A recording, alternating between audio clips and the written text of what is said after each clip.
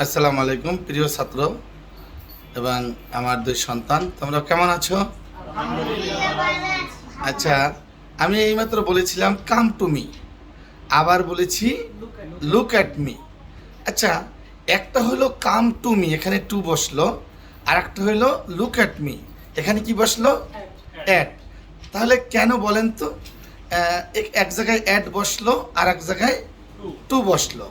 এটা আমাদের মনে প্রশ্ন এসেছে। আচ্ছা দেখেন, আপনি বলেছেন কি কাম টু মি মানে আমার কাছে আসো। কাছে বা ধারে বোঝাতে কি হয়? কাছে বা ধারে বোঝাতে অ্যাট হয় না, টু বসে। কাছে বা ধারে বোঝাতে কি হয়? টু বসে। হ্যাঁ, এই জন্য কাম টু মি। আর লুক অ্যাট মি, আপনি কাছে বা ধারে আসতে বলা হয় নাই, আপনাকে তাকাতে বলা হয়েছে। সেই কারণে আপনাকে এটা বলা হয় না যে আপনি আমার কাছে এসে তাকান, তা বলা হয় নাই। আপনাকে বলা হয়েছে লুক অ্যাট মি, মানে আমার দিকে তাকান, শুধু তাকাইতে বলা হয়েছে। এ কারণে অ্যাট। আর আপনাকে কাছে বা ধারে আসতে বলতে যদি বলা হয় তাহলে হবে কি? টু। আমরা কি জিনিসটা বুঝতে পেরেছি? ওকে, খুবই সুন্দর। আপনারা কোরিয়াতে যাবেন, আপনাদের দরকার কোরিয়ান ভাষা পাশাপাশি ইংলিশ ভাষা দুটোই। কেমন? ওকে, এবারে আমরা চা এইমাত্র চা খাইলাম, আমরা চা খেয়েছি, এটার ইংলিশ কি জানেন? আই হ্যাভ হ্যাড টি।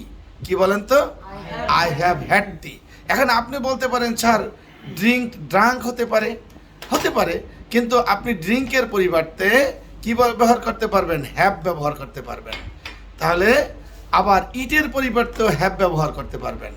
আবার আপনি যদি বলেন টেকের পরিবর্তেও হ্যাভ ব্যবহার করতে পারবেন।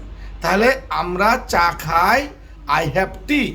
আমরা চা খাচ্ছি, আই এম হ্যাভিং টি। আমরা চা খেয়েছি, কি হবে? I have had tea. এখন আমরা লাঞ্চ করব, তাহলে কি হবে? We will have lunch. Okay, ধন্যবাদ। আমরা আবার আলোচনা করব। সবাইকে আসসালামু আলাইকুম, নাইস টু মিট ইউ।